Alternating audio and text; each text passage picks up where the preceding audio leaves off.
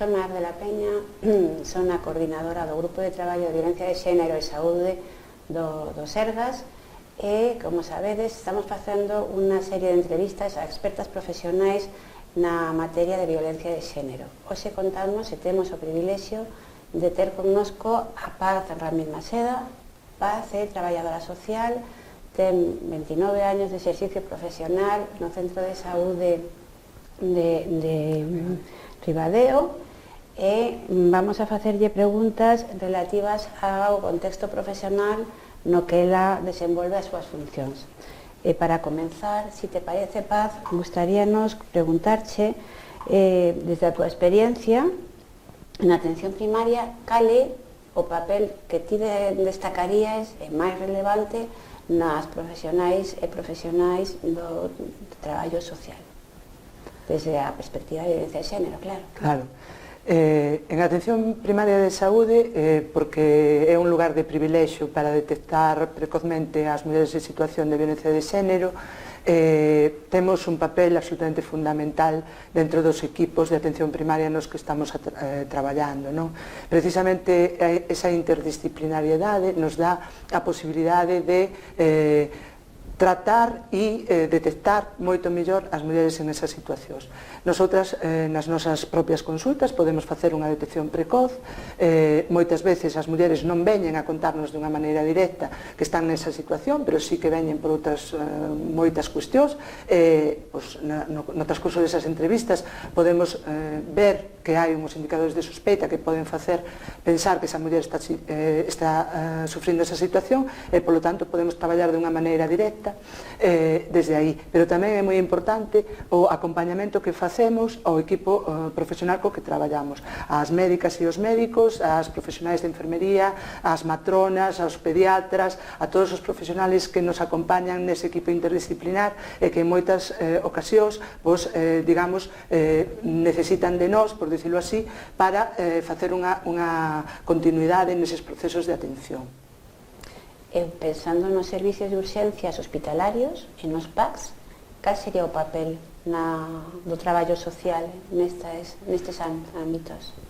Dentro dos servicios de urxencias, en principio, as mulleres que se van a detectar son mulleres en situacións agudas de maltrato. Generalmente son mulleres que acuden porque en ese momento foron agredidas, non, pola súa parella ou exparella, ou tamén en outras ocasións porque están sufrindo unha situación de presión psicolóxica moi potente e que fan que vayan con unha cuestión aguda de ansiedade ou de cualquier outro tipo a estes servicios, non?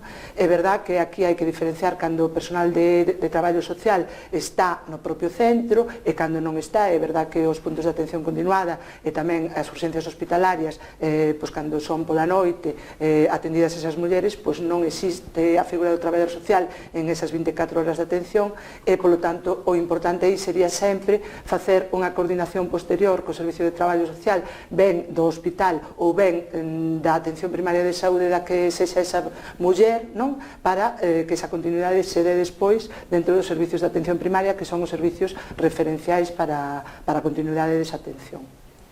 E tendo a oportunidade de dar unha mensaxe ao colectivo profesional que ti estás a representar hoxe aquí, cal sería ese mensaxe que querrías dar que non tendo a oportunidade de poderlo facer?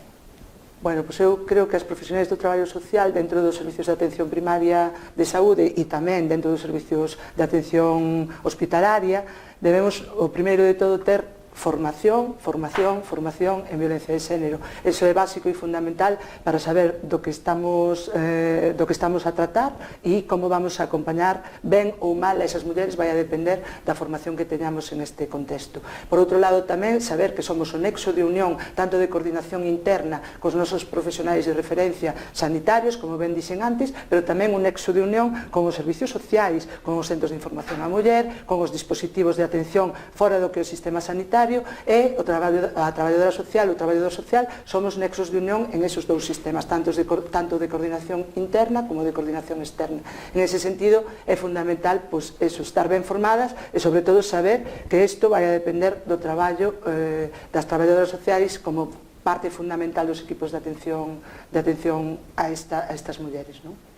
Solamente me queda darte as grazas pola túa clarísima exposición por lo importante que é o feito de falar directamente a profesionais de traballo social e a aquelas persoas que forman e conforman o equipo asistencial no tema da violencia de xénero.